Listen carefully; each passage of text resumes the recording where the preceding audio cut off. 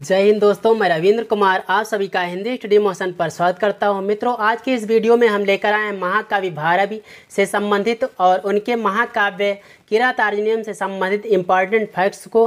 तो आइए हम वीडियो को स्टार्ट करते हैं और आप सभी लोग वीडियो को कंप्लीट देखिएगा और पसंद आएगा तो लाइक ज़रूर करना। आइए हम वीडियो को शुरू करते हैं। दोस्तों, महाकवि भारवी की माता का नाम सुशीला और पिताजी का नाम श्रीधर था, लेकिन अवंती सुंदरी कथा के अनुसार इनके पिताजी का नाम नारायण स्वामी कहा गया है।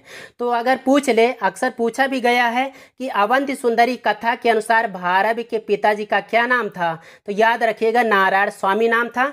बाकी जगह पे आपको श्रीधर ही याद रखना है। दोस्तों, महाकवि भारवी की पत्नी का नाम रसिकवती या रसिका था और पुत्र का नाम मनोरथ था। मनोरथ के पुत्र का नाम था दोस्तों वीरदत्त। क्या नाम था? वीरदत्त नाम था। और वीरदत्त के पुत्र का नाम था दंडी।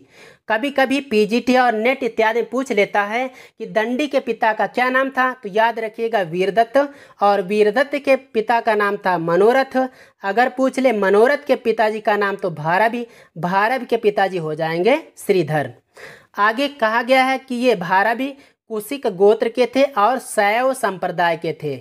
किस संप्रदाय के थे दोस्तों? ये शैव संप्रदाय के थे। जैसा कि साथियों, जो शिव जी का उपासक होता है उसको शैव कहा जाता है। इस प्रकार से ज्ञात होता है कि महाकवि भारवी शिव जी के उपासक थे, इसलिए इनको शैव कहा जाता है। जन्म स्थान के बारे में आगे बात कर रहा है। ज़्यादातर दोस्तों विद्वानों के बारे में उनके जन्म स्थान और जन्म वर्ष के बारे में स्पष्ट संकेत नहीं मिलते हैं। उसी प्रकार महाकवि भारवी भी रहे हैं। इनके जन्म स्थान के बारे में दो मत मिलते हैं। कितने मिलते हैं? दो मत मिलते हैं। पहला मिलता है ये दक्षिण भारत के नासिक प्रदेश के अचलपुर यानी एलिचपुर गाँव में जन्मे थे। तो पहला तो ये हो गया अचलपुर और एलिचपुर, इसको आपको हमेशा याद रखना, अक्सर यही आता रहता है। और दूसरा मत देखिए, दूसरा कहा गया है अवंती सुंदरी कथा में कि इनका जन्म धारा नगरी में हुआ था। तो दो चीज़ें याद रखना है। भारवी का जन्म अचलपुर गांव में, पहला तो याद रखना अचलपुर यानी एलिचपुर, और दूसरा याद रखना है धारा नगरी। दोस्तों, इनके जीवन काल की बात कर लें तो इनका जीवन काल 6वीं शताब्दी का उत्तरार्ध से 7वीं शताब्दी के पूर्वार्ध तक माना जाता है। अब इसको समझिए कैसे। मान लो महाकवि भारवी 80 साल जिए और इनका जन्म 560 ईस्वी में हुआ रहा हो, तो 560 ईस्वी मतलब हुआ 6वीं शताब्दी का उत्तरार्ध में जन्म हुआ, और 80 इसमें जोड़ेंगे तो 640 हो जाएगा। 640 मतलब 7वीं शताब्दी का पूर्वार्ध हो जाएगा। तो जन्म हो गया 560, मृत्यु हो गई 640। इस प्रकार से बात सिद्ध हो जाती है कि इनका जीवन काल 6वीं शताब्दी के उत्तरार्ध से 7वीं शताब्दी के पूर्वार्ध तक। दोस्तों, महाकवि भारवी को आतपत्र की उपाधि दी गई थी। ये कहा जाता है कि किरातार्जुनीयम का जो 5वें सर्ग का 39वां श्लोक है, उसके आधार पर महाकवि भारवी को आतपत्र कहा गया है। वैसे आतपत्र का अर्थ होता है छाता। आगे इनके प्रसिद्धि के बारे में कहा गया है। उद्भट ने लिखा है इनके बारे में भारवेर अर्थ गौरवम, यानी भारवी जी जो हैं ये अर्थ गौरव के लिए प्रसिद्ध हैं। वैसे उद्भट आचार्य ने 4 कवियों का अपने उस श्लोक में उल्लेख किया है। कहा है उन्होंने, उपमा कालिदास से भारवेर अर्थ गौरवम दंडिना पद लालित्यम माघे संति त्रयो गुणाः, यानी कालिदास उपमा के लिए, भारवी अर्थ गौरव के लिए, दंडी पद लालित्य के लिए और माघ इन तीनों गुणों के लिए प्रसिद्ध थे। आगे आश्रयदाता की बात करें तो दोस्तों, महाकवि भारवी के आश्रयदाता विष्णुवर्धन थे। विष्णुवर्धन जो हैं ये पुलकेशिन के, किसके? पुलकेशिन द्वितीय के छोटे भाई थे। पुलकेशिन द्वितीय के छोटे भाई का नाम था ये विष्णुवर्धन, जैसा कि यहाँ पर प्रमाण भी दिया गया है। देखें ऐहोल शिलालेख, लेखक रविकीर्त, यानी रविकीर्त का जो शिलालेख है ऐहोल शिलालेख, उसमें इनके बारे में बताया गया है। वहाँ पर उल्लेख हुआ है समेधावी कविर विद्वान भारवी प्रभो गिराम अनुराध्या करोन मैत्रीन नरेंद्रे विष्णुवर्धने। तो इस प्रकार से इसको आप देख सकते हैं। और परीक्षा में अक्सर 1-2 बार पूछा भी गया, हमने देखा है कि ऐहोल शिलालेख पूछा गया। भारवी का उल्लेख, भारवी के आश्रयदाता विष्णुवर्धन का उल्लेख कहाँ मिलता है, तो बताया जाएगा ऐहोल शिलालेख। आगे दिया गया है महेंद्र विक्रम का नाम, तो इनके आश्रयदाता महेंद्र विक्रम भी माने जाते हैं, सिंह विष्णु भी माने जाते हैं और दुर्विनीत भी माने जाते हैं। आप ये देखिए, सिंह विष्णु को मानने वाले अवंती सुंदरी कथाकार हैं। और जो आप देख रहे हैं चौथा विकल्प दुर्विनीत। दुर्विनीत के बारे में तो आप जानते ही हैं कि दुर्विनीत ने किरातार्जुनीयम के किरातार्जुनीयम के 15वें सर्ग पर टीका लिखी है। ये प्रश्न इससे पहले पूछा जा चुका है कि किरातार्जुनीयम के 15वें सर्ग पर टीका किसने लिखी है, या इसी प्रकार से भी दूसरे तरीके से पूछा गया है कि दुर्विनीत ने किरातार्जुनीयम के किस सर्ग पर टीका लिखी है। तो यहाँ पर हो जाएगा 15वें सर्ग पर। आगे दिया गया है, चलिए यहाँ पर रचना आ गई है जो कि महाकाव्य भारव की एकमात्र रचना है किरातार्जुनीयम। अगर इस नाम से संबंधित कुछ जानकारी ले लें तो हो जाएगा किरातस्य अर्जुनस्य किरातार्जुनो, यानी द्वंद्व समास, और तव अधिकृत कृतम काव्यम इति किरातार्जुनीयम। तो यहाँ पर आपने इसके बारे में, इसकी उत्पत्ति के बारे में देखा। दोस्तों, किरातार्जुनीयम महाकाव्य में कुल 18 सर्ग हैं। ये तो बार बार पूछता है 18 सर्ग अक्सर आपको याद रखना है, क्योंकि किरातार्जुनीयम के बारे में पूछता है कि किरातार्जुनीयम में कितने सर्ग हैं। तो याद रखिएगा 18 सर्ग हैं, भूलिएगा नहीं, कहीं 20-22 मत कर दीजिएगा। आगे हम 20-22 से संबंधित जो भी है उसको हम बताते चलेंगे। दोस्तों, महाकाव्य भारव का जो महाकाव्य है किरातार्जुनीयम एकमात्र महाकाव्य, इसमें कुल श्लोक हैं 1040। कुल श्लोक हैं 1040 लगभग। इनमें से दोस्तों 10 श्लोक प्रक्षिप्त माने जाते हैं, लेकिन कुछ भी हो आपको 1040 लगभग याद रखना है। उपजीव्य की बात कर लें, यानी इसके आधार ग्रंथ की, किरातार्जुनीयम का आधार ग्रंथ है। कथानक इसका लिया गया है महाभारत के वन पर्व से। और किरातार्जुनीयम का जो नायक है वो है अर्जुन।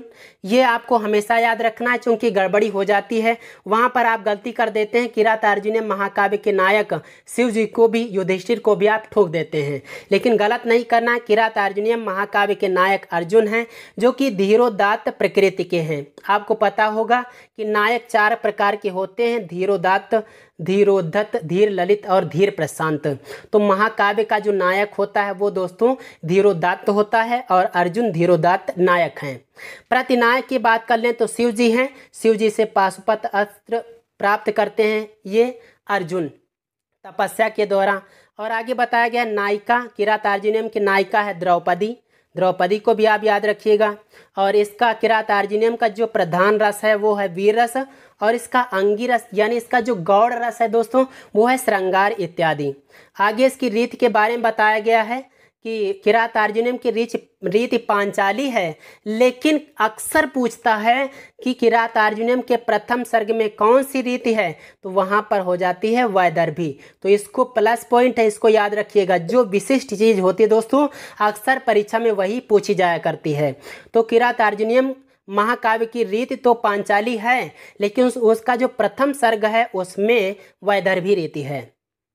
आगे कहा गया है इसकी शैली अलंकृत है, और अलंकृत शैली के जन्मदाता यानी जनक भी भारव ही कहे जाते हैं। तो इसके जनक कौन हैं?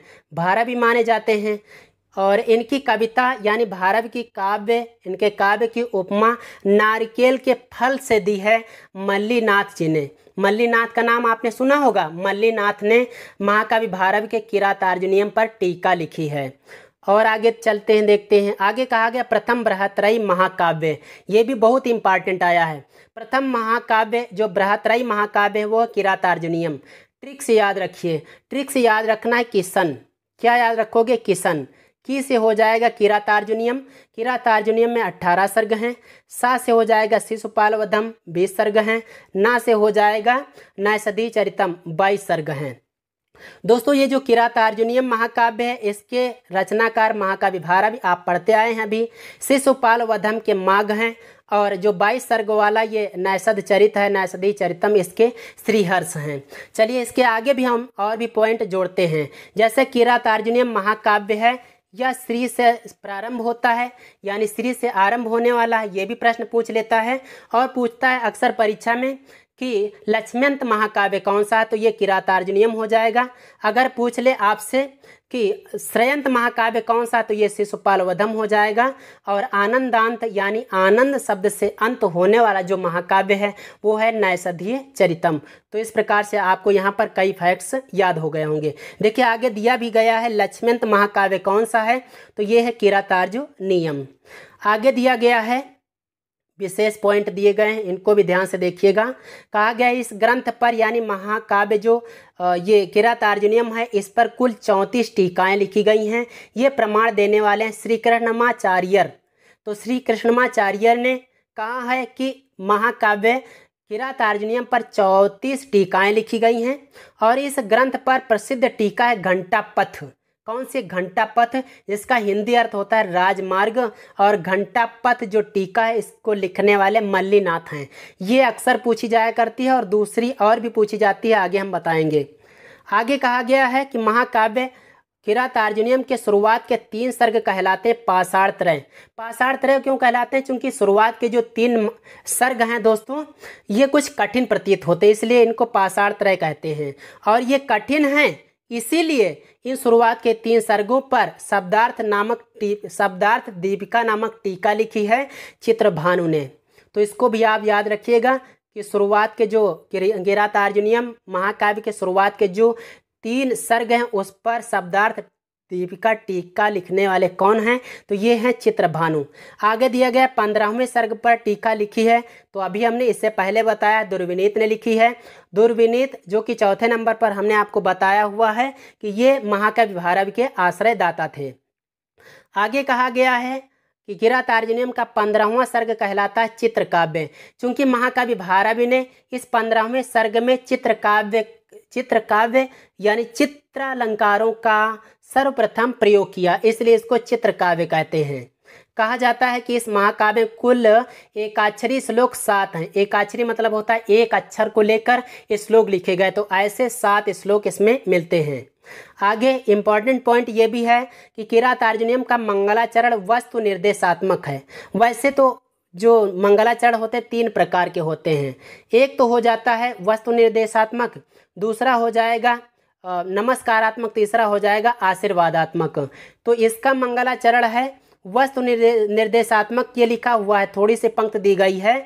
श्रिया कुरोड़ामधिपास्य पालनीं प्रजा सुवृत्तिं यमुयुक्त वेदितुं सवर्णिलिंगी विदित समाययो युधिष्ठिरंदयेत वने वनेचरः।